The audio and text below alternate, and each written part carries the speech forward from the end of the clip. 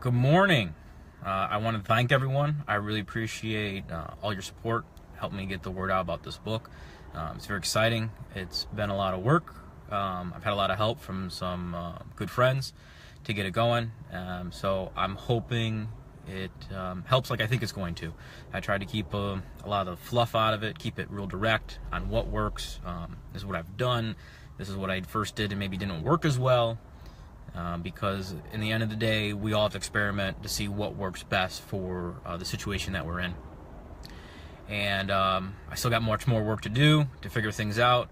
New challenges pop up all the time. Something I'm losing right now is trying to figure out how the probationary process. I'm on my 9th or 10th probie in 2 years because we're a busy house, and I like to train, if you guys haven't figured that out yet. And I like to have fun, and we seem to do well, but there's certain areas that obviously have slacked because I'm not always getting the result I want with the probie. So that's my next project to work on, is figure out how do I, what kind of system can I work out that gets an all-around. Right now, performance seems to be pretty good, but not all-around all the time. It kind of varies, so everything's a learning curve. That's the whole point of that.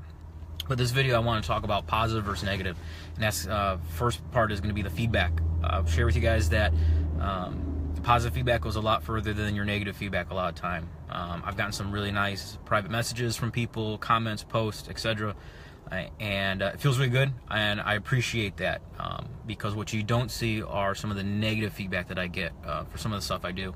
I'm not going to share that because when it comes down to it, negative feedback, that's a reflection on the person giving it, not the person receiving it. I'm not really going to dive in on the deep part of that, but understand that that's a reflection on the person giving it and their perspective of it, really not you as an individual if you're the one getting the negative feedback. So you might not see the negatives, but I really appreciate the positive stuff. It makes me feel better that what I'm doing is working, and the positive feedback I've gotten completely outweighs some of the negative stuff that gets brought up or is opinionated. So I think what I'm doing is good. You guys seem to like it, so I'm going to keep it up with it and try to give you guys some more value. This is also going to talk about positive versus negative with teaching. I seem to have pretty good results when I'm teaching at the Fire Academy and then at my station with things. And something to remember is, and I've said it before with things, is not everyone knows what you know.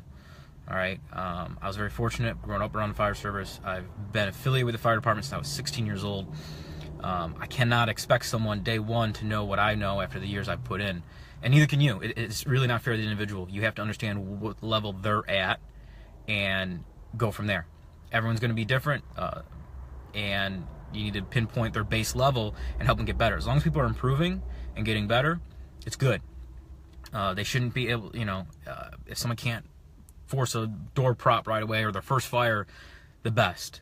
They need improvement. They don't need to be ridiculed, bashed, anything like that. The minute you start yelling is the minute you have just lost control over the situation. Have I done it? Yes, I have. I'm human. I'm just a man. I tell my wife that sometimes when I get in trouble. Just a man. But understand that if, at the end of the day, ask yourself, what is my goal? If my goal is for this individual to get better, then is what I'm doing going to help that by yelling at them? Probably not. If that's just you're now incapable of handling the situation, that's typically why we yell. Then you got to ask yourself, how can you be better?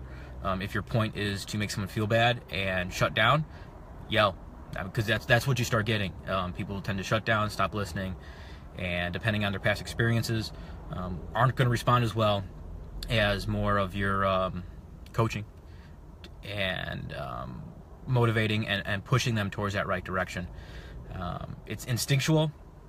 People talk about the I might get the wording wrong, but like the 2,000-year-old mind.